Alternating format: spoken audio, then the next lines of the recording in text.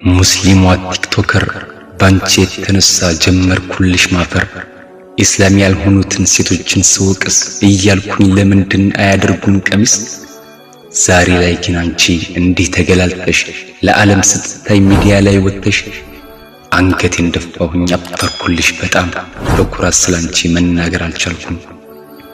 በዘፈን ስታብጂ ሲያሻሽ በነሽዳ ስትፈልጊ ሳሎን ስትፈልጊ ጓዳ በጣም ሲበስብሽ ወጥተሽ ከጎዳና ቪዲዮ እየሰራሽ ለገንዘብ ለዝና ዲኑን ከበር አርገሽ ነቢን እየጠራሽ በሜካፕና ኩልፊትሽን ኳኩለሽ በስሜት አይንሽን ከርተት እያደረሽ ድምጽሽን በዜማ እያወጣሽ ካፍሽ በውሸት ምላስሽ ነቢ ነቢ እያልሽ ወንዱ ስትፈትኝ ዳለ እያወዛወሽ በሸይጣን ገዛ ተከታይሽ በስቶ ኮሜንትና ላይክ ሲመጣ በርክቶ አቅልሽን አሳተሽ ሳትጠጪ ሰከርሽ ሳታውቂው እንደ ቀልድ ከወንጀል ላይ ወደቅሽ።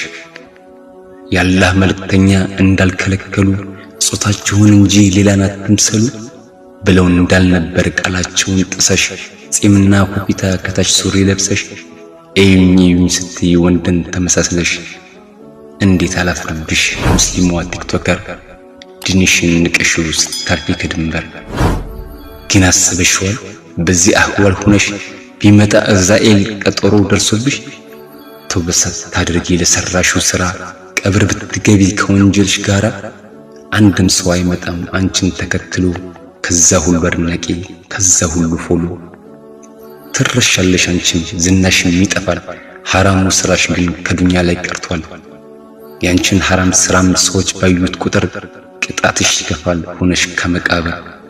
እናም ይሄውልሽ ሙስሊሟ ቲክቶከር ዝና አኺራ ላይ ለማይጠቅምሽ ነገር ቲክቶክና ዩቲዩብ ይቅርብሽ ታያቸው ነቢን ለጭፈራ ማድመቂያ አታርጊያቸው። ዲኑን አታርክሹ ለመታየት ብለሽ አትገላለጭ ሂጃብሽን ልበሽ።